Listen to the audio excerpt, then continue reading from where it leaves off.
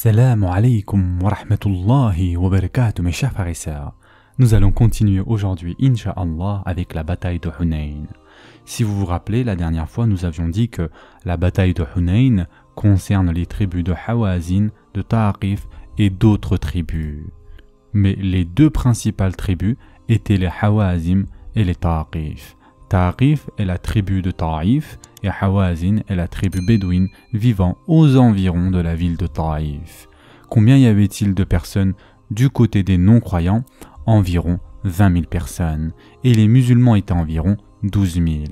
Pour la première fois de leur vie, les musulmans avaient trop confiance en eux, ce qui n'est jamais arrivé auparavant. Et ils se disaient, comment pouvons-nous être détruits?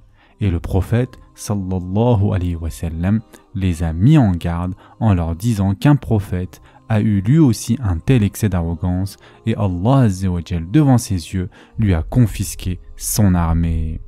Mais c'était trop tard, le mal était fait, ils sont tombés dans le piège et ils ont commencé à courir dans tous les sens alors que le prophète sallallahu alayhi wa sallam n'a pas fui. Malgré cette pluie de flèches, souvenez-vous, nous en avions parlé, il resta immobile, entouré des compagnons Abu Bakr, Uthman, Ali et son oncle Abbas radiallahu anhum et quelques-uns des Ansar. Peu à peu, ils réussirent à rassembler leurs forces. De plus en plus de compagnons se réunissaient autour du prophète sallallahu alayhi wa sallam et tout le monde reprenait peu à peu son poste, en particulier lorsque l'Abbas radiallahu anhu a commencé à les nommer nom par nom, tribu par tribu. À l'appel de leur nom, c'est comme s'ils se réveillaient à nouveau et ils revinrent. Nous avons également dit que le prophète sallallahu alayhi wa sallam, à ce moment-là, a pris des poignées de petits cailloux et de pierres. Ce n'était pas la première fois qu'il faisait cela. Cela s'est déjà passé auparavant à Badr et il le refait à présent à Hunayn. Il les lança donc vers les visages des dénégateurs qui furent aveuglés. Cela les stoppa net et les compagnons purent se rassembler. Allah Azza wa Jal l'a lui-même mentionné dans le Coran. Il a aidé les musulmans. Allah dit dans la sourate At-Tawbah, versets 25 et 26, Allah vous a déjà secouru à plusieurs reprises. Et rappelez-vous le jour de Hunayn. Donc Allah Azza wa Jal vous a aidé plusieurs fois et ce, spécialement durant la bataille de Hunayn. Ce jour-là, quand vous étiez fiers de votre grand nombre et que cela ne vous a servi à rien, la terre, malgré son étendue, vous devint bien étroite. Puis vous avez tourné le dos et avez fui. Donc Allah Azza wa Jal décrit précisément en un seul verset tous les problèmes de Hunayn. Les hommes ont fait preuve d'un excès de confiance, d'imprudence et d'arrogance et Allah Azza wa Jal a dit tout cela. Votre nombre ne vous a pas aidé et cette vaste terre, peu importe combien elle vous paraissait vaste, vous a paru très petite. Vous avez donc dû fuir et rebrousser chemin. Puis Allah fit descendre sa quiétude, c'est-à-dire sa sakina. Vous étiez terrifiés et Allah vous a calmé. Vous avez fui par peur et Allah fait descendre sa quiétude et vous êtes redevenus calmes. Il fait descendre des troupes d'anges que vous ne voyiez pas. Et Allah fait descendre une armée que vous ne pouviez voir. Donc Allah raconte explicitement dans le Coran qu'une fois encore, dans la bataille de Hunayn, il a aidé les croyants. Il a été rapporté que plusieurs musulmans et non-musulmans ont vu ces anges descendre du ciel, parmi eux Jubayd ibn Mu'tim qui, à ce moment-là, est musulman. Et donc, Jubayn ibn Mu'tim radiallahu anhu rapporte que lorsque les deux armées se sont rencontrées, il a vu apparaître un nuage énorme et noir venant du paradis. Et il a vu ce nuage se disperser parmi les gens comme des fourmis. Puis il réalisa qu'il ne s'agissait pas de fourmis, mais plutôt il réalisa que c'étaient les anges venus pour aider les croyants à combattre. Il y a aussi une histoire très intéressante narrée dans la biographie d'Ibn Ishaq. C'est l'histoire d'un cousin de 3e ou 4e génération du prophète sallallahu alayhi wa sallam, Shayba ibn Uthman, qui faisait partie des Banu Abd-Dar, qui est l'une des tribus issues des Banu Hashim. Son père, Uthman, était de ceux qui avaient été tués dans la bataille de Uhud du côté des Quraysh, c'est-à-dire des païens. Son fils, Shayba radiallahu an, vient tout juste d'embrasser l'islam durant la conquête de la Mecque. Son cœur est encore empreint de colère et amer du fait que son père est mort à Uhud. C'est pourquoi, lorsqu'il voit toutes ces personnes fuir et que le prophète sallallahu alayhi wa sallam reste tout seul là-bas, sa foi étant fragile, il a prononcé l'attestation de foi, mais elle n'a pas encore profondément pénétré son cœur. Il a encore immédiatement pensé « Je vais prendre ma revanche pour la mort de mon père ». Il rapporte l'événement. Il prit sa lance et commença à galoper en direction du dos du prophète sallallahu alayhi wa sallam en espérant qu'il pourrait tout simplement profiter de cela, c'est-à-dire profiter du fait que le prophète sallallahu alayhi wa sallam est seul pour le tuer. Tout le monde est en train de fuir. Et donc c'est le chaos. Tout le monde court dans tous les sens. Il raconte qu'une lumière jaillit de nulle part. C'était si puissant que je faillis être brûlé. Cette lumière était si intense que je dus me couvrir le visage et les yeux. J'ai commencé à hurler et le prophète sallallahu alayhi wa sallam s'est retourné. Il a dû voir ce qu'il se passait. Soit il a vu directement les anges et la lumière, soit il a vu que Shayba devenait fou. Le prophète sallallahu alayhi wa sallam comprit ce qui est en train de se passer. Il a levé les mains et il a fait des invocations à Allah azza wa jal en disant « Oh Allah, fais que le diable s'en aille du cœur de Shayba, qu'Allah guide Shayba. » Et il a répété ceci 3 fois, et Shayba a rapporté « La foi est immédiatement entrée dans mon cœur.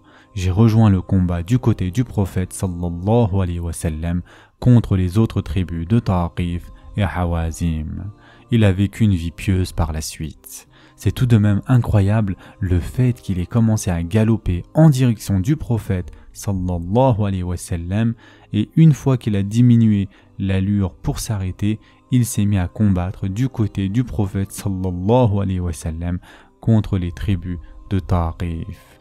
Nous n'avons pas beaucoup de détails sur la manière dont les compagnons se sont rassemblés autour du prophète sallallahu alayhi wa sallam et les conséquences, mais tous les livres disent la même chose.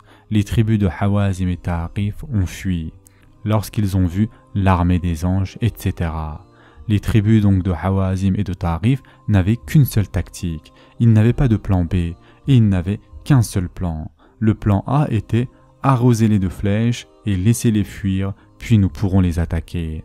Apparemment, ils n'avaient pas de plan B. Les musulmans n'ont pas fui, même s'ils allaient le faire au début. Ils ont eu l'impression que le plan A fonctionnait, mais ce ne fut pas le cas pour eux.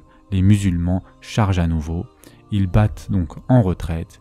Ils n'avaient donc pas préparé d'autres plans, tellement ils étaient persuadés que ce plan A allait fonctionner.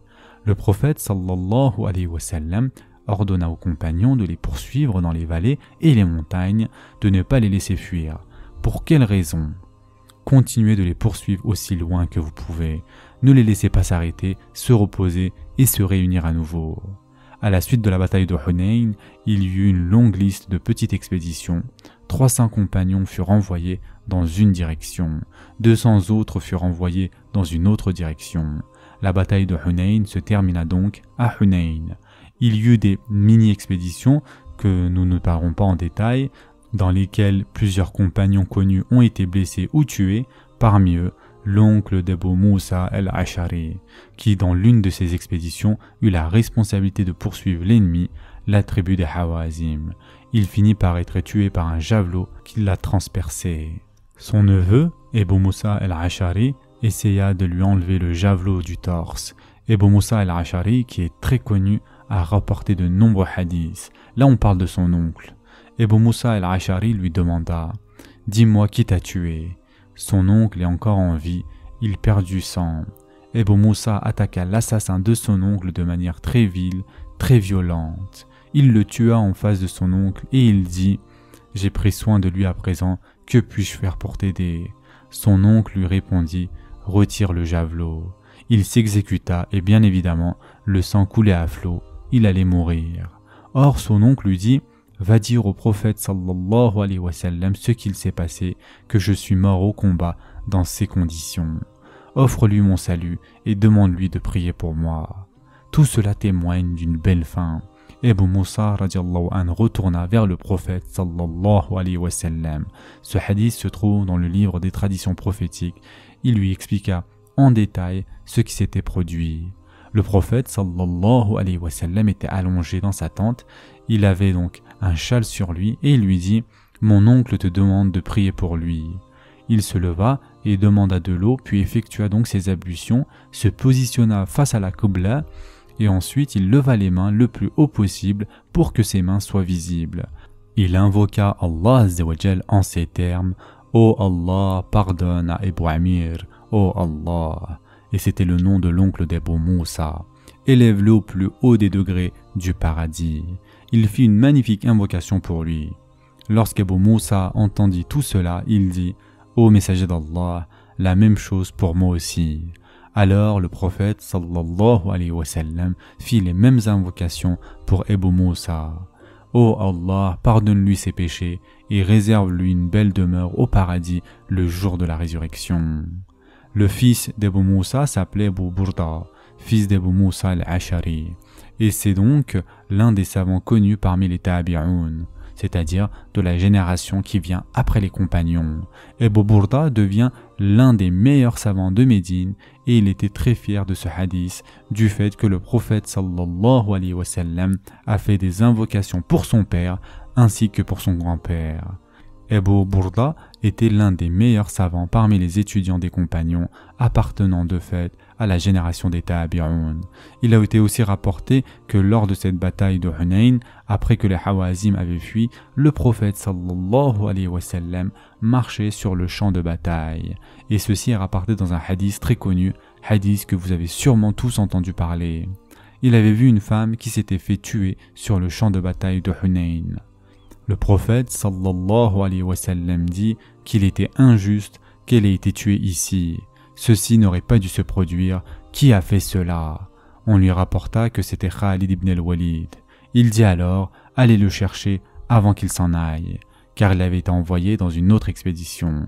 Et dites-lui qu'il ne doit plus jamais tuer de femmes, d'enfants, ni d'esclaves, car ces personnes ne combattent pas. Les savants se sont demandé donc à quoi correspond cette catégorie précisément. Ici, il s'agit, à travers ces mots, de mentionner toutes les personnes qui ne combattent pas, personnes âgées comprises. Ce sont ceux que l'on nomme aujourd'hui les civils. Bien sûr, à cette époque, le terme civil n'était pas utilisé. Chaque homme adulte était de fait membre de l'armée. Le problème concerne les personnes qui ne sont pas membres de l'armée. Voici le commandement spécifique du prophète sallallahu alayhi wa sallam à leur sujet. Les femmes, les enfants, et vous pouvez autant dire donc les esclaves que les personnes âgées, ne doivent pas être tuées. Donc voici ce fameux hadith et cette fameuse règle qui est utilisée dans tous les livres de jurisprudence. Avec ce qu'il se passe dans le monde de nos jours, cette question est essentielle. Le prophète sallallahu alayhi wa sallam a clairement interdit de tuer les non-combattants et ceci depuis la bataille de Hunayn. Maintenant, que devient-il du peuple de Hawazin et de Ta'aqif? Comme nous l'avons évoqué plus tôt, ils ont fui à différents endroits et plusieurs escarmouches ont eu lieu. Tous se sont soldés d'une victoire. Mais les tribus de Ta'aqif n'avaient pas fui n'importe où. La tribu de Ta'aqif est retournée à Taïf. Les membres de Ta'aqif et ceux qui les accompagnaient, par exemple les Hawazin, sont retournés à Taïf. Concernant la bataille de Hunayn, comme nous l'avons dit, les musulmans étaient victorieux malgré les quelques victimes de la bataille de Hunayn. Et la plus grande leçon que l'on peut tirer de la bataille de Hunayn est que peu importe à quel point vous êtes préparé, si vous n'avez pas la foi, la confiance, et si vous ne vous en remettez pas à Allah Azza wa Jal, cela ne vous aidera pas. Si vous comptez uniquement sur vous-même et votre propre préparation, cela ne vous suffira pas. Et ceci est la plus grande leçon que nous enseigne la bataille de Hunayn. Il n'y avait jamais eu autant de compagnons ni autant d'armes. Les gens de la Mecque avaient fait des prêts de centaines d'armes, de centaines de pièces d'armure, de flèches, etc. Et ils n'ont jamais été si bien équipés. Ils n'ont jamais été si reposés. Ils avaient passé environ 20 jours à la Mecque, souvenez-vous. Et donc ceci est un rappel qui nous dit que la victoire vient de là-haut et non d'ici-bas. Peu importe ce que tu vas faire, ton cœur doit s'en remettre à 100% en Allah Azza wa Jal. Au final, ce ne sont ni ma préparation ni mes biens qui me sauveront. Ils ont écouté donc ce que le prophète sallallahu alayhi wa sallam leur a ordonné de faire et donc à la fin, Allah Azza wa Jal leur a donné la victoire. La bataille de Hunayn est le plus gros butin de guerre jamais acquis par les musulmans jusqu'à alors. Et donc, lorsque toutes ces tribus ont fui, rappelez-vous notre dernière leçon, ils ont fait la grosse erreur pour eux, mais une bénédiction pour les musulmans, c'était donc de ramener leur propre famille, leurs biens et leurs animaux au champ de bataille. Rappelez-vous, nous avions parlé du jeune chef dont l'avis était contraire à celui de l'ancien chef. Il voulait qu'il se batte avec plus de courage et l'ancien chef pensait que c'était stupide. Et il lui avait dit « Une femme ne va pas t'aider à gagner la guerre, et si tu perds, elle perd aussi, tandis que si ta femme est restée à la maison, au moins elle est en sécurité. » Mais le plus jeune chef, rempli de zèle, ne voulait pas écouter. Que s'est-il donc passé ? On estime qu'au moins 6000 prisonniers de guerre étaient des femmes et des enfants. C'est un chiffre énorme, pensez-y mes chers frères et sœurs. 6000 et plus de 24 000 chameaux et plus de 40 000 chèvres. De notre temps, cela représente des dizaines de millions d'euros. Littéralement, ceci constitue une fortune que les musulmans n'ont jamais acquis auparavant. Le prophète, sallallahu alayhi wa sallam, réunit tous les gains de la guerre dans une vallée nommée Jirana. Et cette vallée est connue à l'extérieur de la Mecque. Sur le chemin qui relie Taïf à la Mecque, il y a une petite vallée. Il réunit donc tous les biens gagnés pendant la guerre et les animaux dans la vallée de Jirana. Et il a été rapporté que lorsque les prisonniers de guerre ont été emmenés, l'une des femmes a commencé à pleurer et à crier « Comment osez-vous me traiter ainsi ? Ne sais-tu pas que je suis la sœur de ton propre compagnon ?» Il lui dit « Que veux-tu dire par là ?» Puis elle dit « Je suis sa sœur de lait. » Alors, lorsqu'il entendit cela, ils ne surent quoi faire. Ils allèrent voir le prophète sallallahu alayhi wa sallam, lui disait qu'il y avait une femme qui se dit être sa sœur. Et il dit donc le prophète sallallahu alayhi wa sallam, amenez-la moi. Et elle dit, je suis Shaima. Shaima était la sœur de lait du prophète sallallahu alayhi wa sallam. Il lui dit, comment puis-je savoir que tu es Shaima? Comment puis-je savoir? Quelle est la preuve que tu es vraiment elle? Et donc rappelez-vous, la dernière fois qu'il l'a vue, c'était il y a 55 ans, ou plutôt 56 ans. Il a à présent 60 ans. Donc oui, 56 années sans la voir. Alors, comment puis-je savoir que tu es Shaima? Elle dit, j'ai toujours la marque dans le dos quand tu m'as tapé le jour où je te portais. Alors le prophète sallallahu alayhi wa sallam rit et dit, c'est bien Shaima. Il lui dit aussi avoir deux choix pour elle. Soit tu restes avec nous et l'on te traitera honorablement et tu seras chéri, soit je te libère et te laisse repartir vers ta tribu. Shaima décida de retourner vers sa tribu et l'on ne sait pas si elle a embrassé l'islam ou pas, et ceci est tiré de l'ouvrage de Ibn Ishaq. Cependant, dans d'autres livres, on apprend des choses encore plus intéressantes. Malheureusement, la chaîne des rapporteurs est coupée à un endroit, alors c'est douteux, et l'on ne sait pas si c'est véritablement vrai ou non. Seulement, il est dit que Shaima a ramené son père et sa mère, c'est-à-dire Halima. Halima est le mari de Halima, c'est-à-dire la nourrice du prophète sallallahu alayhi wa sallam et son mari. Il apparaît donc dans d'autres livres qu'elle les a tous deux ramenés auprès du prophète sallallahu alayhi wa sallam pour lui rendre visite. Ceci n'est pas impossible parce que le prophète sallallahu alayhi wa sallam en ce temps avait 55-56 ans, donc Halima avait environ 77 voire 78 ans. De plus, il n'est pas improbable que cela soit arrivé. Cet événement a été rapporté donc dans d'autres livres. Il est dit que lorsque Halima est entrée, le prophète sallallahu alayhi wa sallam a enlevé sa propre cape et l'a posée sur le sol pour elle. Ceci est le meilleur des honneurs que d'enlever ta propre cape pour la mettre par terre. Il l'a aussi honorée en lui offrant beaucoup de cadeaux. Est-ce qu'elle a accepté l'islam? Le récit ne le mentionne pas. Quoi qu'il en soit, il est certain qu'il a honoré sa nourrice et sa fille.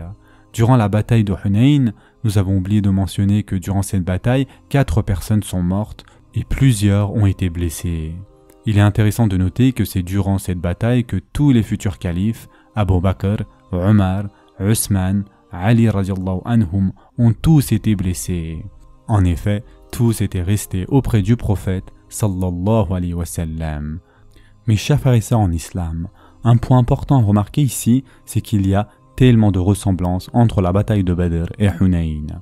Le principal point commun entre Badr et Hunayn est que tous les deux furent de grandes victoires, des victoires extraordinaires. La victoire de Badr fut spirituelle alors que celle de Hunayn fut financière.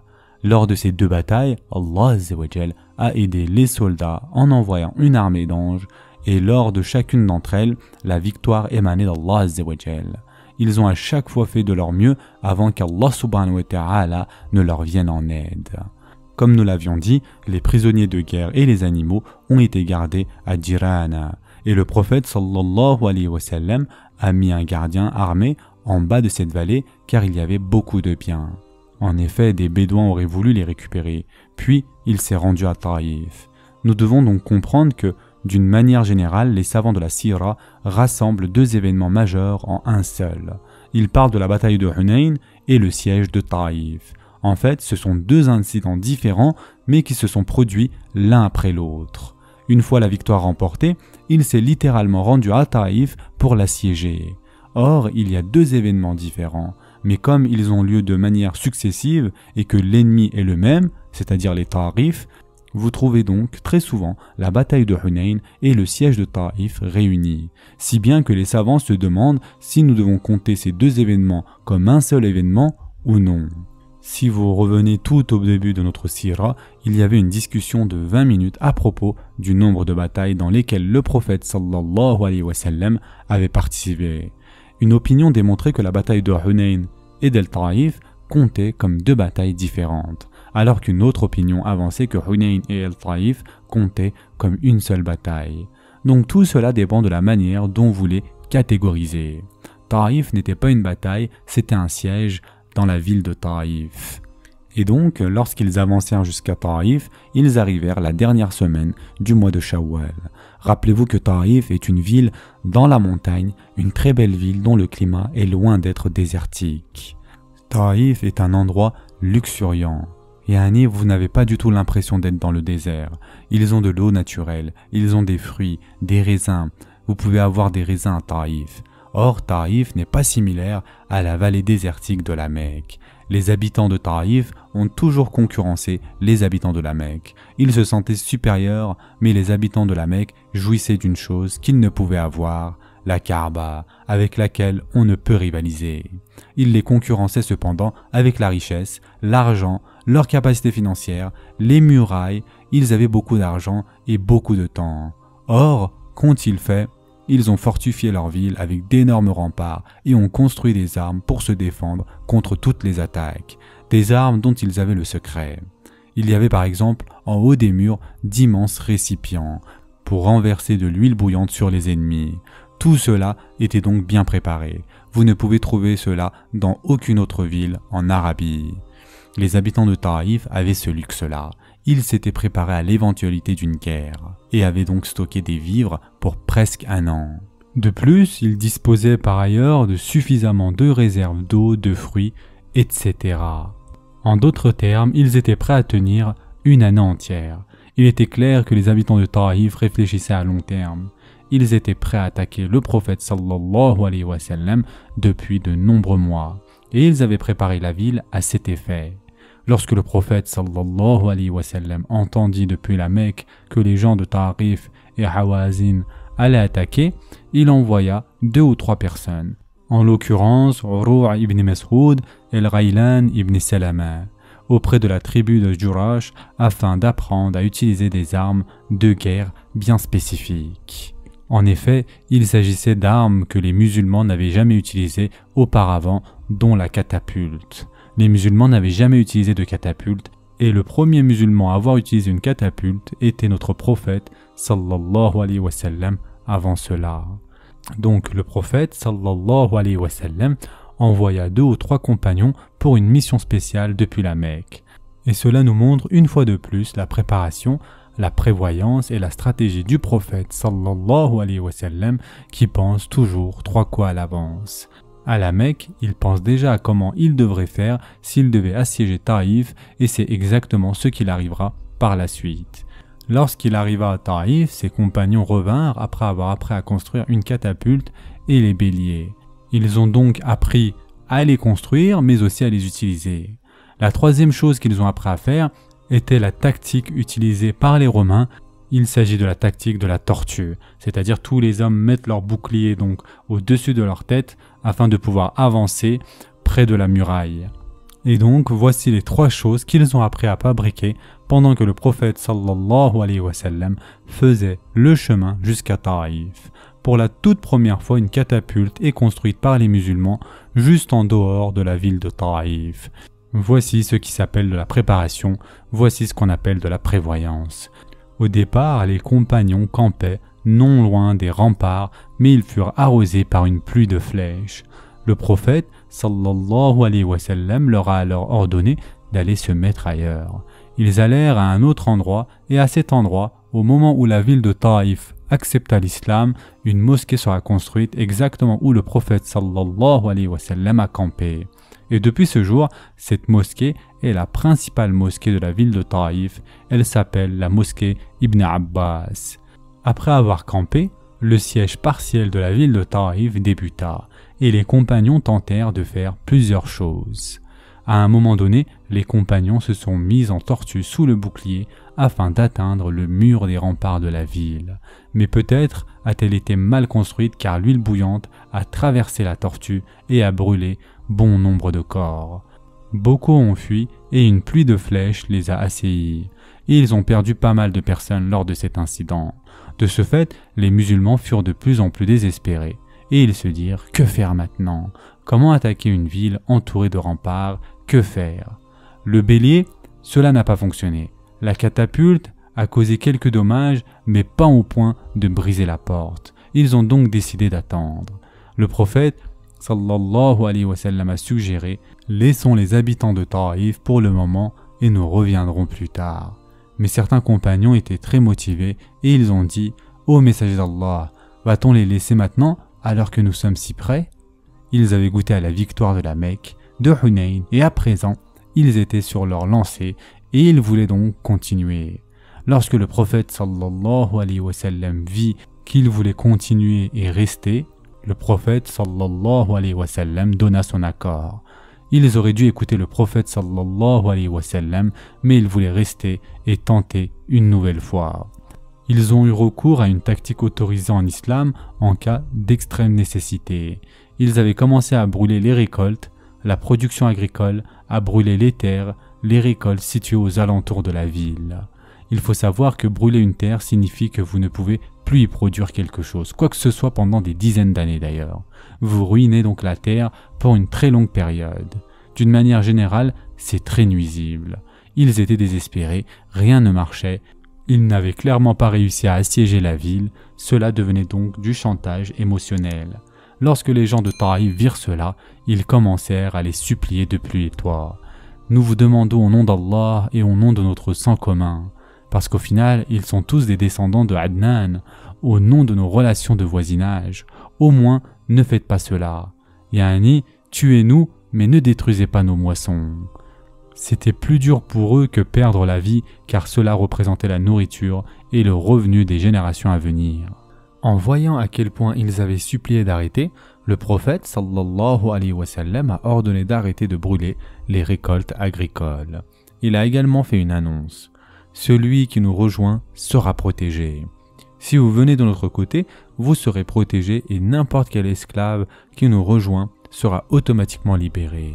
Bien évidemment, ceci signifie l'accès à la liberté pour les esclaves. Beaucoup d'entre eux ont rejoint ainsi les rangs des musulmans. Au milieu de la nuit, ils sont sortis et ils ont rejoint l'armée. Environ 24 personnes se convertirent et se retrouvèrent du côté des musulmans dans les jours qui suivirent. Mais au final, la ville resta telle qu'elle était. Les musulmans ne savaient vraiment pas quoi faire. Une autre petite escarmouche, pas une escarmouche mais un incident engendrant des victimes eut lieu. Les compagnons furent encore un peu plus démoralisés. Le prophète sallallahu alayhi wa sallam suggéra encore une fois de repartir. Et cette fois, ils acceptèrent sans insister et sans combat. Combien de temps sont-ils restés à Taïf? Quand ont-ils assiégé la ville de Taïf? Il y a plusieurs avis et cela peut prêter à confusion. Certains disent 20 jours, d'autres 13 jours, d'autres encore 40. et enfin d'autres parlent de 2 semaines. Il y a apparemment beaucoup de divergences à ce sujet, mais Allahu A'lam, ce qu'il en est vraiment, si l'on prend la sira dans son ensemble, il est probablement resté moins de 2 semaines. Après la conquête de Hunayn, il est allé à Taïf, a campé à l'extérieur probablement pendant 12, 13, 11 jours maximum. Puis, après quelques jours, lorsqu'il réalisa qu'il n'y aurait aucune suite, il suggéra de partir. Allons-y. Mais ils ont insisté, disant qu'ils voulaient essayer une 2e fois. Il leur donna alors donc son accord. Puis, cela fit encore des victimes, leur morale s'amenuisait, alors le prophète sallallahu alayhi wa sallam a dit une nouvelle fois « Allons-y ». Et là, ils furent tous d'accord pour lever les sièges. Dès lors, il retourna à Jirana où se trouvait le butin de guerre. Mais avant de partir, et c'est un événement rapporté dans beaucoup de livres de hadith, alors avant de partir, les compagnons ont dit « Ô messager d'Allah, fais des invocations contre Ta'if. » Ce qu'ils ont fait est trop lourd à supporter. Alors le prophète sallallahu alayhi wa sallam a levé ses mains au ciel et tout le monde leva ses mains au ciel, en pensant qu'à présent, ils allaient détruire les habitants de Ta'if.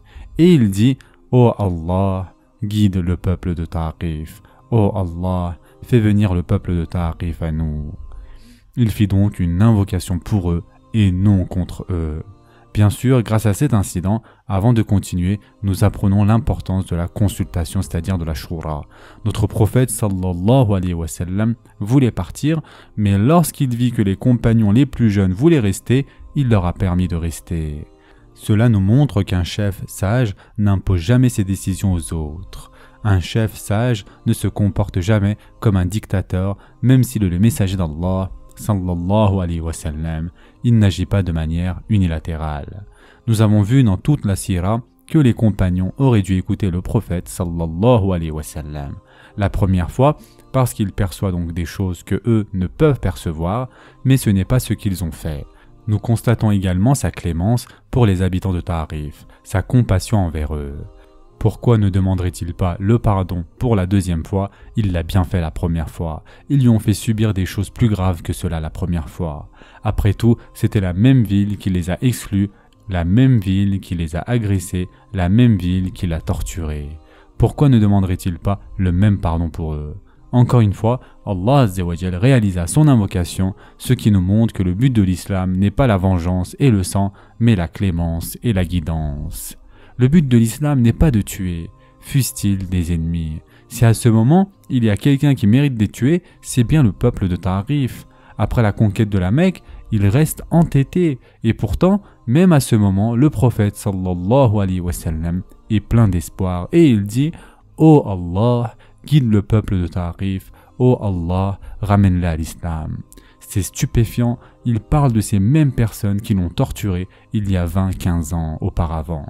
Ces mêmes personnes sont encore à Ta'if, ils sont encore là, et malgré cela, il leur fait des invocations pour la 2e fois. L'une des leçons les plus magnifiques, et qui est à mon sens très profond, est que ce monde n'est jamais un monde de victoire ultime. Regardez notre prophète, sallallahu alayhi wa sallam.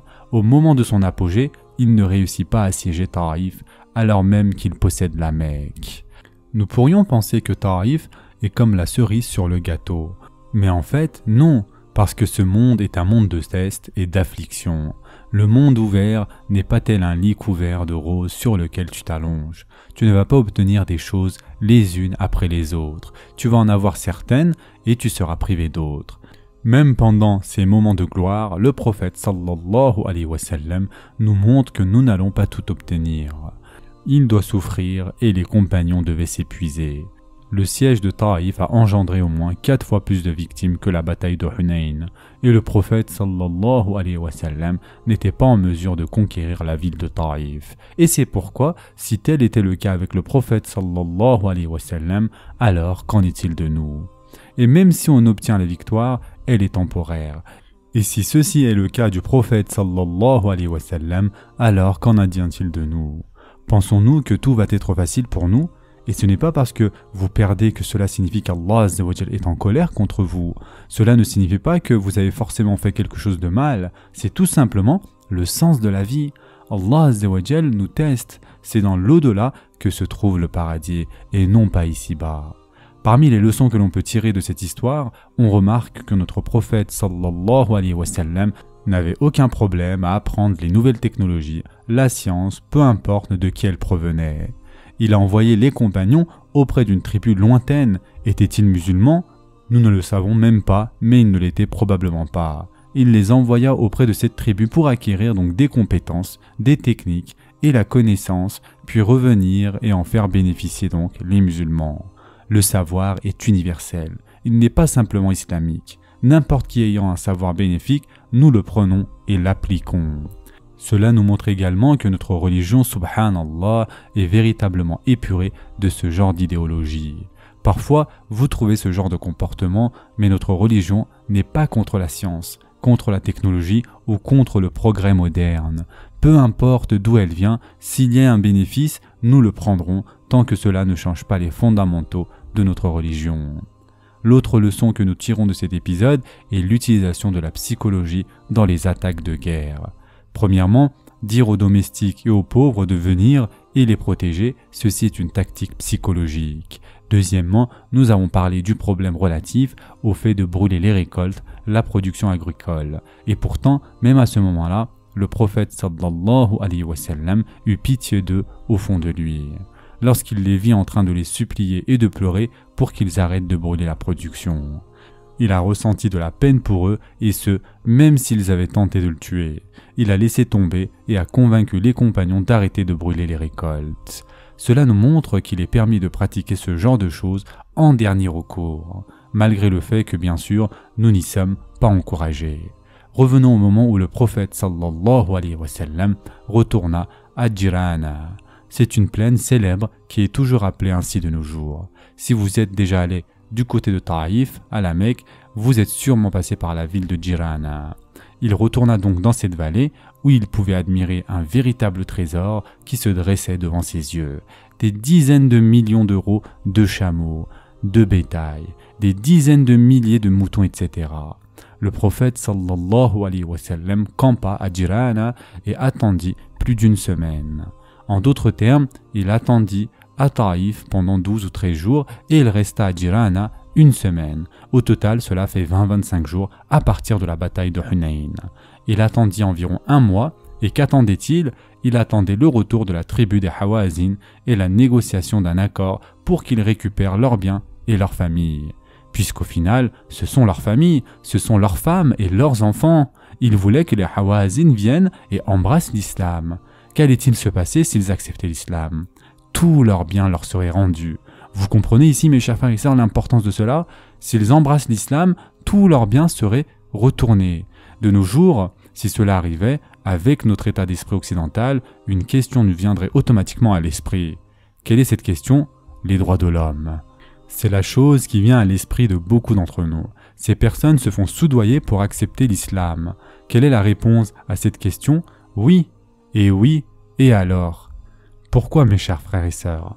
La raison est que nous sommes en train de parler donc du modèle de vérité. Nous utiliserons n'importe quelle pratique légitime et autorisée à condition qu'ils ne soient pas forcés. Au final, ils ne sont pas forcés dans cet exemple. Bien évidemment, toute personne serait prête à se convertir à l'islam pour récupérer ses biens et ses enfants. Personne ne peut dire « Non, je ne veux pas être musulman, garder ma femme, mes enfants et mon argent ». Tout le monde dirait « Ok ». Et puis ensuite, au moment où il viendra récupérer son argent et sa famille, au moment où il prétendra être musulman, que se passera-t-il? L'islam entrera dans son cœur. Voilà toute la différence de notre point de vue. Nous parlons à partir du paradigme de la vérité. Nous transmettons toujours cette vérité tant qu'elle n'est pas imposée. Peu importe combien de pots de vin sont nécessaires, parce qu'une fois que ce pot de vin est accepté et qu'on l'on goûte à l'islam, au final, l'islam prendra la place de toute autre chose. C'est également une réalité observée autour de nous. Par exemple, il y a un phénomène courant ici en France ou dans d'autres pays occidentaux.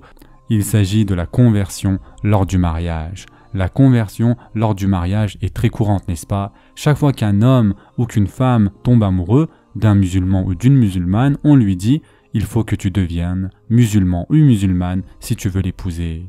Ils embrassent l'islam et c'est alors qu'à ce moment, l'islam prend encore plus de place pour le nouveau converti que pour celui qui est né musulman. Et nous connaissons tous ce phénomène. Il est bien réel, n'est-ce pas? Et cela est même peut-être arrivé dans votre famille. Et donc, Wallahi, c'est vrai, c'est un fait, nous devons l'admettre. Selon nous, c'est la vérité et les autres ne sont pas dans le vrai.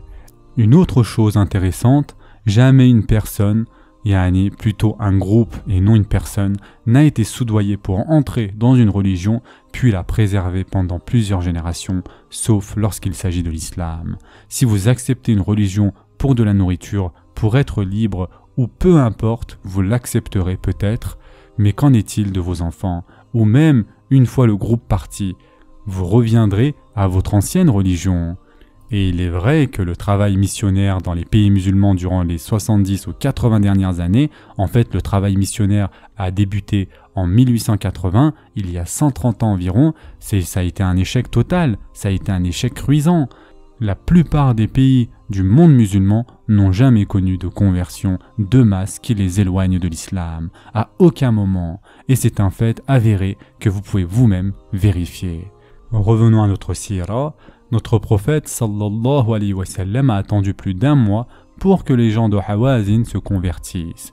Mais ils ne sont pas revenus. Les gens sont avides, où est mon argent? Les gens sont avides, où est ma part? Je veux ma part, etc. D'après la loi islamique, dans ce genre de situation, les règles sur la répartition du butin sont un peu complexes. Nous n'avons pas le temps de les expliquer en détail, mais en gros, l'armée obtient un certain pourcentage de ses biens qui sont équitablement partagés. Pour ce qui concerne le butin qui est abandonné, c'est au calife de décider. Il y a donc différents types de butin. Le butin constitué de l'armure de la personne venant de mourir et des prisonniers est dissocié des autres. Ensuite, les biens qui sont laissés au camp perdant est un butin différent de l'autre, les règles qui le régissent sont différentes, et donc ces dizaines de millions d'euros rentrent dans cette catégorie. Les soldats n'obtiennent pas de part sur ce type de butin, les soldats obtiennent une part sur un autre type de butin. C'est à la discrétion du prophète sallallahu alayhi wa sallam, c'est lui qui va décider qu'en faire. Et qu'a-t-il fait? Il a tout d'abord commencé par offrir d'immenses cadeaux à des personnes bien particulières. C'est du jamais vu dans l'histoire de l'islam. Un par un et de façon nominative, il les a choisis. Toi et toi, viens et prends ci et prends ça.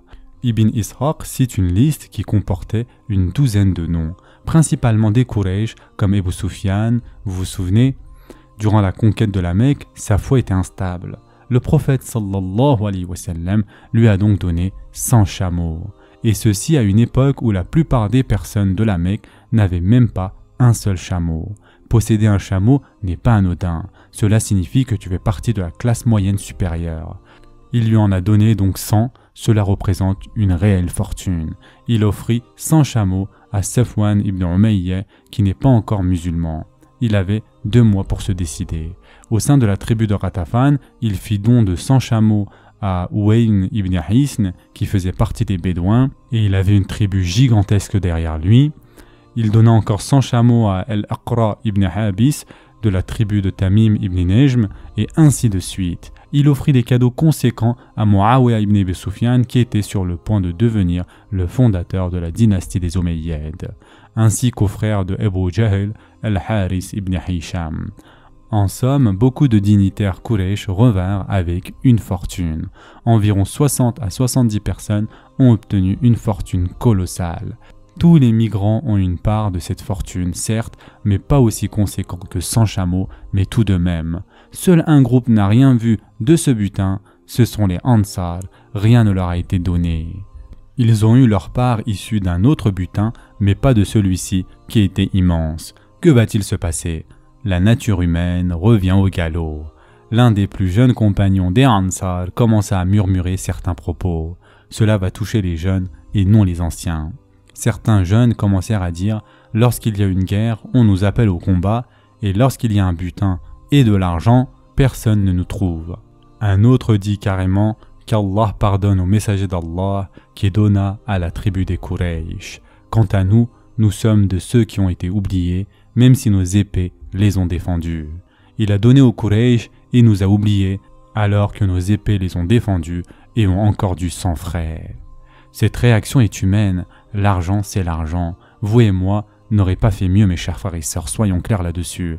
L'argent c'est l'argent. Vous voyez des gens acquérir des fortunes en les considérant comme les ennemis d'Allah, vous les combattiez il y a peu, vous vouliez les tuer et maintenant ils obtiennent votre part du butin. Concrètement, imaginez 10 millions par-ci, 5 millions par-là et rien pour vous, d'accord? Les compagnons commencèrent donc à murmurer jusqu'à ce que Sa'ad ibn Ubadah, un des anciens des Ansar, demanda une audience au prophète sallallahu alayhi wa sallam et il tenta de les calmer. Ô messager d'Allah, tu dois t'occuper de cette affaire, tu dois faire quelque chose. Cela nous montre également la sagesse de Sa'ad ibn Ubadah radiallahu anhu et la grandeur de sa foi. Il ne se plaint pas, mais constate que ce problème est légitime et qu'il doit être réglé. Le prophète sallallahu alayhi wa sallam lui demanda « Et toi, de quel côté es-tu » Il est un peu pris entre deux feux et il dit « Je suis un Ansar parmi d'autres. Je suis un Ansar parmi d'autres, je ne peux rien y faire, c'est plus fort que moi. Nous ressentons tous la même chose, tu dois régler cela. » C'est incroyable ce qui se passe ici mes chers frères et sœurs, subhanallah. Il est humain, mais sa foi est immense. Il va voir le prophète sallallahu alayhi wa sallam pour essayer de régler cette affaire, et non pour se plaindre, mais au fond de lui, il a le même désir. Même sa réponse à la fin, « Je suis un Ansar parmi d'autres » est révélatrice. Le prophète sallallahu alayhi wa sallam lui dit « Ramène les Ansar et fais attention à ce qu'il n'y ait personne dans la tente à part des Ansar. » Ils se sont donc serrés jusqu'à ce qu'il n'y ait plus de place du tout. Même à l'extérieur, seuls des Ansar purent écouter. Le prophète sallallahu alayhi wa sallam prononça l'un des plus puissants discours jamais prononcés aux Ansar, qui ne faisait que couvrir les Ansar d'éloges. C'est l'un des plus puissants discours jamais prononcés. Il dit, sallallahu alayhi wa sallam, si toute l'humanité devait partir dans une direction et les Ansar dans l'autre, je me joindrais aux Ansar. Subhanallah, quel éloge mes chers frères et sœurs. Il dit aussi, si cela n'avait pas été dans le cadre de l'immigration, j'aurais préféré naître à Médine. Je n'y peux rien, je suis né à la Mecque. Subhanallah. Si j'avais pu naître à Médine, j'aurais bien aimé naître à Médine. J'ai privilégié certaines personnes parce que j'ai craint que leur avidité et leur désir ne prennent le dessus. Je n'ai pas donné à d'autres parce que je suis sûr que le don d'Allah Azza wa Jal dans leur cœur est une fortune plus grande que celle que je pourrais jamais leur offrir. Il dit ensuite que les Quraysh sont nouveaux dans l'islam. J'aimerais qu'ils s'en rapprochent en les rapprochant de moi. Il dit « Ô Allah, accorde ta miséricorde aux Ansar, ainsi qu'à leurs enfants et petits-enfants. » Puis il termina par une phrase qui les émut au plus profond d'eux-mêmes, et toute la salle commença à pleurer, jusqu'à ce que leurs barbes furent toutes mouillées. N'êtes-vous pas heureux que ces personnes repartent avec des moutons, des chameaux et des chèvres, alors que vous repartez avec le messager d'Allah, sallallahu alayhi wa sallam? N'êtes-vous pas heureux que ces personnes repartent avec de l'argent, des chameaux, des moutons et de la richesse, et lorsque l'on reviendra à Médine, vous m'aurez avec vous? Ils ont donc tous commencé à pleurer très fort, et ils dirent « Nous sommes satisfaits d'Allah et de son messager, sallallahu alayhi wa sallam. » Le prophète sallallahu alayhi wa sallam les apaisa donc, et cela nous montre vraiment le statut des Ansar. Il ne leur a même pas donné un seul centime. Pourquoi? Parce que ce qu'Allah Azza wa Jal leur a donné est plus précieux à leurs yeux. Il leur a clairement dit que ce qu'Allah Azza wa Jal leur a donné est 1000 fois mieux que ce qu'il a donné aux autres sur le plan de la foi et de la confiance en Allah Azza wa Jal l'unique. L'amour des Ansar fait partie de la foi. Ceci est un hadith, mes chers frères et sœurs, et détester les Ansar est un signe d'hypocrisie. Le prophète sallallahu alayhi wa sallam a donc pris cela en main. Nous savons que dans la jurisprudence, il y a ceux à qui vous pouvez remettre la zakat. Ce sont les personnes dont le cœur est à gagner. L'argent influence ces personnes. C'est exactement ce qui s'est passé. Safwan ibn Umayyah est un exemple classique. Il ne s'est pas converti lors de la conquête de la Mecque, ni à Taïf. Quand s'est-il converti? Maintenant, lorsque l'argent lui fut versé. Il réalisa que cet homme ne peut être un homme venant de ce bas monde. Il se rendit compte que c'était impossible. Ce n'est pas parce que tu es riche que tu donnes et que tu donnes et que tu donnes. Voyez-vous, lorsque ces centaines de millions d'euros furent récupérés par le prophète sallallahu alayhi wa sallam, il n'en garda pas un seul centime pour lui.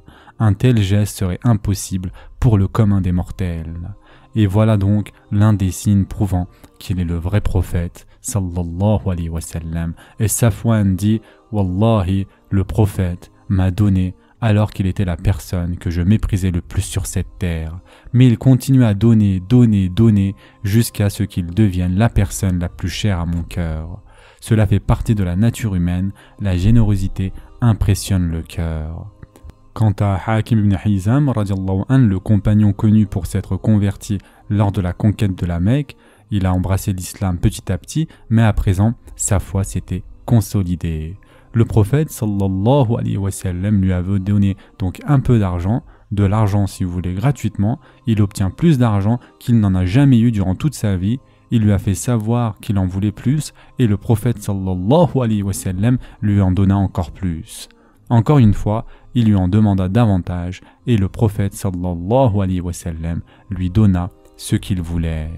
Il crut qu'à chaque fois qu'il allait demander, le prophète sallallahu alayhi wa sallam allait lui donner. Il continua donc jusqu'à la 4e et 5e fois. Alors le prophète sallallahu alayhi wa sallam lui dit « Ô Hakim, cet argent est bien, luxuriant et vert, et quiconque le prend avec un cœur ouvert et généreux, Allah lui donnera ses bienfaits. Mais celui qui le prend et qui en veut toujours plus est comme celui qui mange sans atteindre la satiété. » En d'autres termes, il est en train de dire à Hakim « Ô Hakim, si tu as de l'argent, sois généreux et Allah Azza wa Jal sera généreux envers toi. Ne sois pas avare et cupide, sinon tu seras vu comme tel. » Alors Hakim répondit « Ô messager d'Allah, je ne demanderai plus d'argent à quiconque à partir de maintenant. » Et pour le reste de sa vie qui fut longue, il ne demanda de l'argent à personne. Ce hadith, mes chers frères et sœurs, est vraiment touchant. Et il est aussi ce hadith, Allah te donnera des responsabilités pour voir ce que tu fais de ton argent. Des comptes te seront demandés sur l'argent que tu avais. Hakim promit alors qu'il ne demandera plus d'argent.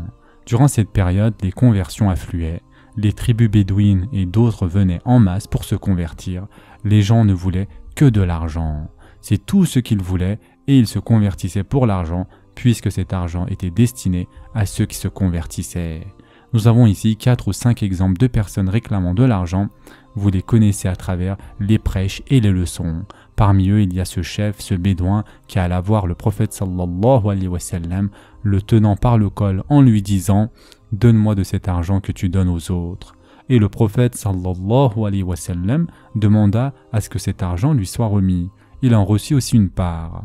Un jour, beaucoup de bédouins ont assailli le prophète sallallahu alayhi wa sallam pour quémander de l'argent. Ils étaient si nombreux qu'il tomba dans un buisson. Il tentait de rester loin de la foule et en s'approchant du buisson, un pan de son vêtement resta accroché à ce dernier. Et donc il était entouré de ces bédouins réclamant de l'argent. Cela se passait alors que tout l'argent avait déjà été distribué. Il n'y en avait plus. Notre prophète sallallahu alayhi wa sallam en fut irrité. Il est tout à fait humain d'être irrité après des semaines de sollicitations pour mendicité. Il montra un peu d'exaspération. Nous nous serions mis en colère au bout de la première journée. Il était légèrement frustré et cela ne va pas à l'encontre de la perfection de sa nature humaine. Et il dit « Rendez-moi mon vêtement. Wallahi, si j'avais autant d'épines que les arbustes qui nous entourent, autant de chameaux qu'il n'y a d'arbustes autour, vous me trouveriez en train de vous remettre les derniers en ma possession. Je ne garderai rien pour moi et vous me trouveriez généreux et non pas avare ou cupide. » C'est également à ce moment-là que s'est produit l'événement théologique, où les ultra-fanatiques sont entrés en scène, où on a découvert les Kharijites. C'est à ce moment-là qu'un homme arborant une grande barbe et au grand front alla voir le prophète sallallahu alayhi wa sallam et il lui dit « Ô Mohammed, alors que tu ne t'adresses pas au prophète sallallahu alayhi wa sallam par son prénom, il dit « Ô Mohammed, sois juste avec cet argent. » Sous-entendant, tu ne me donnes pas autant que je ne le mérite. Le prophète sallallahu alayhi wa sallam lui répondit « Honte à toi, qui sera juste si je ne suis pas moi-même ?» Il lui rétorqua « C'est une distribution que tu ne fais pas pour Allah. » Et le prophète sallallahu alayhi wa sallam lui répondit Ne me croirais-tu pas alors que celui qui est au paradis croit en moi? Tu ne me crois pas et tu viens me dire que je ne suis pas juste dans ce que je donne et à qui je donne alors que celui qui est au paradis a confiance en moi? L'homme fit sauvagement demi-tour. C'est vraiment un haut degré de mécréance et Omar radiallahu anhu suggéra une tactique dont il a lui seul l'appareil. Le prophète sallallahu alayhi wa sallam refusa et il dit « Honte à moi si les gens disent que j'ai tué mes propres compagnons ». Par la suite, il sortira de ce groupe de cette mentalité un groupe de personnes qui récitera le Coran, mais cela ne dépassera pas leur gosier. C'est ce que le prophète sallallahu alayhi wa sallam avait dit. C'est une des expressions arabes sous-entendant qu'ils ne le comprendront pas, yani que ce Coran n'atteindra pas leur cœur. Vous penserez que leurs prières sont meilleures que les vôtres, que leurs aumônes sont meilleures que les vôtres, que leurs lectures, leurs actes d'adoration sont meilleurs que vos actions et vos adorations. Finalement, ils quitteront l'islam comme une flèche quitte son arc. Et le prophète sallallahu alayhi wa sallam ajouta que ces personnes sont les pires personnes. Dans l'une des versions, le mot kharijit est cité, mais Allahu a'lam sait si ce hadith est authentique ou non. Ils furent donc finalement appelés kharijit. Ce sont des ultra-fanatiques, ils existent encore de nos jours. Ils sont prêts à tuer des innocents et pourtant ils prient, ils font le hajj, lisent le Coran, etc. Mais ils font un excès de zèle, ils sont plus que fanatiques. Verser le sang, tuer, n'est qu'un acte insignifiant pour eux. Et il est dit qu'ils seront très regardants sur leur nourriture, qu'ils sont intransigeants sur le fait de manger avec la main droite, etc. C'est vraiment du fanatisme et bon nombre d'entre nous ont connu ce genre de personnes durant notre vie. Certains d'entre nous ont eu affaire à eux par le passé. Le prophète sallallahu alayhi wa sallam a dit que ce type de personne existera jusqu'au jour du jugement dernier. Celui-là, celui dont nous venons de parler, était une sorte de prototype. Il pensait vraiment qu'il était meilleur que le prophète sallallahu alayhi wa sallam. Réfléchissez à cela mes chers frères et sœurs. Il pensait être plus saint que le prophète sallallahu alayhi wa sallam en disant « Tu ne sais pas comment donner de l'argent correctement, tu n'es pas juste, je peux faire mieux que toi ». Réfléchissez à cela mes chers frères et sœurs. C'est exactement le type de mentalité qu'il peut y avoir chez les ultra-fanatiques de notre temps. Et franchement, ils font partie des groupes djihadistes, des groupes terroristes, qui pensent que c'est un acte anodin de faire couler le sang. Dans leur mode de vie, ils se considèrent aussi comme super pratiquants et pieux. Ceci s'est donc produit lors de la distribution de Jirana. L'une des choses que j'ai trouvées très intéressantes ici est que le prophète sallallahu alayhi wa sallam, lorsque les bédouins sont venus et ont été durs avec lui, parfois il en riait et il était bienveillant et parfois il en était irrité. Mais il ne s'est jamais vraiment mis en colère. Mais lorsque survient cet homme, il ne s'agit plus d'une simple impolitesse. C'est une question théologique. Tu ne peux pas remettre en question le statut du prophète sallallahu alayhi wa sallam. Tu ne peux pas l'accuser de ne pas être sincère. Ce n'est pas quelque chose de personnel, c'est théologique. La ligne a été franchie ici. Les bédouins sont venus donc, l'ont attrapé par le col en disant « Donne-moi un peu d'argent ». Légèrement agacé, le prophète sallallahu alayhi wa sallam leur dit « Je ne peux pas, si j'en avais, je vous le donnerais. Que voulez-vous que je fasse ?» Mais à présent, cet homme vient, accuse le prophète sallallahu alayhi wa sallam de ne pas être un prophète juste. On ne peut pas rester silencieux face à cela, on ne peut pas laisser passer cela. Le statut et la sainteté du prophète sallallahu alayhi wa sallam n'atteignent pas cet homme. Le prophète sallallahu alayhi wa sallam lui dit « Honte à toi, si moi je ne suis pas juste, qui le sera dans ce bas monde ?» Il ne se défend pas seulement lui-même, il défend le statut de la prophétie. Comprenez-vous cela mes chers frères et sœurs? Ce n'est pas un conflit personnel, tu m'as insulté, c'est un problème qui concerne Allah Azza wa Jal, lequel choisit la personnalité appropriée pour être le messager. Lorsque tu remets ce statut en question, tu remets en question Allah subhanahu wa ta'ala. Ce n'est pas un point anodin et c'est ce qu'il dit. Tu ne me crois pas alors que celui qui est dans les cieux me croit? Tu as dépassé la limite en disant cela. Lorsque Omar radiallahu anhu dit qu'il voulait l'exécuter, il ne le défend pas en disant « Non, peut-être qu'au fond de lui, il est bien. Certes, il a dépassé les limites, mais pourquoi ne l'a-t-il pas exécuté ?» Voilà une autre leçon que nous tirons de cette histoire. C'est pour le bien de toute la communauté et non pas pour son bien personnel. C'est un point intéressant. Il ne l'a pas défendu, rappelez-vous, Et revenez aux leçons précédentes, lorsque Hatib, l'incident de la Mecque, nous en avions parlé, le prophète sallallahu alayhi wa sallam l'a défendu en disant Hatib à la fois, c'est un combattant de la bataille de Badr. Mais cet homme n'a pas du tout été défendu parce qu'il s'est moqué du prophète sallallahu alayhi wa sallam. Il a dépassé les limites. C'est quelque chose qu'il ne faut pas faire. Il ne faut pas en arriver là. Personne ne va jusque-là, même ceux qui ont un peu de foi dans leur cœur. Tu peux commettre des péchés, même commettre un meurtre, avoir la foi, mais tu ne peux pas te moquer d'Allah subhanahu wa ta'ala, te moquer du messager sallallahu alayhi wa sallam, ou remettre en question le statut du messager. Ceci n'est pas possible. Cet homme n'a donc pas été défendu. Analysons ce que le prophète sallallahu alayhi wa sallam a dit. Je dois voir les choses dans leur globalité. Cela nous montre une chose importante. Regardez dans notre religion. Je me moque de ce qu'a dit un tel et un tel, ceci est la vérité et nous allons suivre cela. Non, ceci est la vérité, mais il faut voir les choses en question avec un grand angle. Tu dois aussi considérer ce que vont penser les gens, car c'est exactement ce que le prophète sallallahu alayhi wa sallam a dit. Qu'est-ce que les gens vont en dire? Que vont-ils dire si je tue mon propre compagnon? Je ne vais pas laisser les gens dire que j'ai tué mon propre compagnon. Cette anecdote nous enseigne également un point très important relatif au fondement de la jurisprudence. Il s'agit de la maslaha, qui signifie le bien général de la communauté. Parfois tu veux faire une bonne action, mais pour le bien commun, tu ne le feras pas afin de préserver le bien de toute la communauté. D'accord, c'est un exemple. Peut-être que sa sanction était la mort, mais pour le bien de la communauté, il n'en a pas tenu compte. Car que vont dire les gens s'ils entendaient ou s'ils voyaient cela? Ils diraient « Mohammed tue ses propres compagnons, Mohammed tue les siens ». Ils vont déformer la chose, ils vont mal l'interpréter, donc autant ne pas faire cette action tout court, d'accord? Il y a beaucoup de preuves sur ce sujet également, nous reviendrons là-dessus lorsqu'il retourna à la Mecque. Voici donc un exemple plus facile à comprendre. Le prophète sallallahu alayhi wa sallam s'est plaint à Aïcha radiallahu anha que les Quraysh n'ont pas construit la Kaaba sur une base correcte. D'accord? La Kaaba était en forme de rectangle à la base et ils n'avaient pas de fond, ils n'avaient pas les fonds nécessaires et donc ils l'ont faite plus petite et ils ont mis une marque plus loin.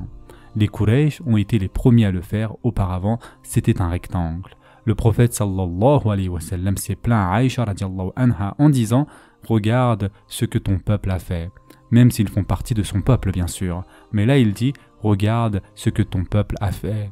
Et Aïcha radiallahu anha lui dit « Tu es dirigeant à présent, pourquoi tu ne la reconstruis pas sur la fondation d'Ibrahim alayhi salam ?» Alors qu'a-t-il répondu? « Parce que ton peuple est constitué de nouveaux musulmans. Si ce n'est pas le cas, je l'aurais fait, mais là, ils viennent à peine de se convertir. Leur foi est encore toute nouvelle. Déconstruire et reconstruire la Kaaba poserait un gros problème pour eux. Alors, je préfère la laisser comme elle est. » Donc, parce que le prophète sallallahu alayhi wa sallam l'a laissée, elle est restée comme cela, en somme, pendant 14 siècles, excepté durant les 5-6 années à l'époque de Abdullah ibn Zumayr radiallahu an, au début de la dynastie des Omeyyades. Quand il a entendu ce hadith, il a détruit la Kaaba, puis l'a reconstruite sur les bases des fondations de Ibrahim alayhi salam. Et puis, lorsque Abd al-Malik ibn Marwan a reconquis la Mecque des mains de Ibn Zubayr, il l'a fait détruire et reconstruire comme elle était précédemment.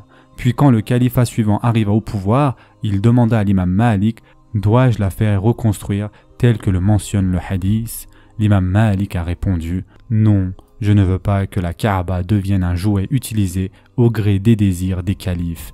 Laisse-la comme telle. » Idéalement, cela devrait être un rectangle, si l'on se base sur les fondations de Ibrahim alayhi salam. Idéalement, c'est le cas, c'est ce que le prophète sallallahu alayhi wa sallam voulait.